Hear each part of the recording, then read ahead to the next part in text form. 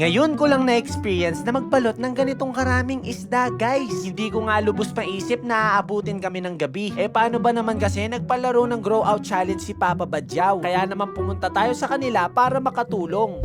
So what is up, guys? Today is the perfect day para ngayong araw magkaroon tayo ng panibagong experience kung paano nga ba magpa-GOC o grow out challenge. So sa mga hindi nakakaalam pala, ang grow out challenge ay isa tong kompetisyon na kung saan ay bibigyan kayo ng random at baby na isda upang palakihin at pagandahin sa nakatakdang panahon lamang. Take note, marami kayo dito. So ibig sabihin lamang na marami kang makakalaban at kailangan mong seryosohin para mapaganda ang isda mo. At malay mo, ikaw pala yung manalo at makakuha ng premyo.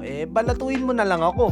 Kidding aside, guys, so hapon na lang pala ako nakapunta dahil meron tayong inasikaso nung umaga. Pero kitang-kita nyo naman na mukhang pagod na yung mga makakasama natin. Dahil 7 AM pa lang ng umaga, nagsimula na silang magbalot ng mga isda. So ito guys, nakabalot na lahat, na dispose na yung mga iba. Pero may mga ano pa dito na ilalala mo.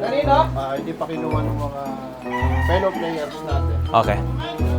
So dito sa oras na to is for distribution na. Since nakapagroleta na rin naman sila kanina, alam na nila kung sino-sino ang mga participants sa mga nagmamay-ari ng mga isdang to. Kaya magiging role ko na lang dito is tumulong makapagbalot ng mga isda na lalabas ng Pampanga. May mga Visayas at Mindanao pa nga sumali. Kaya naman ako na rin ang magpapaship ng mga to. Ay, Papa, tingnan ko lang yan. Ano yan? Ano yan?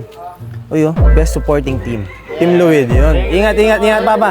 Ingat. Ayun. So shoutout nga pala sa mga ka-team ko. So kami nga pala yung naging best supporting team dun sa nakaraan na sinalihan namin na GOC. At shoutout din pala sa mga team Kamote dahil pumunta sila dito para sumuporta. Lahat ng mga natirang GOC sa mga fry dun sa GOC, kailangan mawala na yun.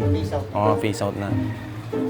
Tinidoro na magiginabang dyan. Legit yun, guys, at hindi yung biro. Dahil ang nakasanayan nila Papa Badyaw sa tuwing nagpapalaro sila ng GOC, lahat ng mga natitira talaga dapat hindi na malabas ito sa publiko. At ngayon, guys, ito inabutan na kami ng gabi. Di ako makapaniwala na sobrang dami din palang sumali sa labas ng Pampanga. Di ako nagkakamali, guys, nasa 30 plus tong mga to. So yun guys, time check lang. 7:55. At patapos na tayo. Pagka bibili kayo ng flower ron, dito sa town to.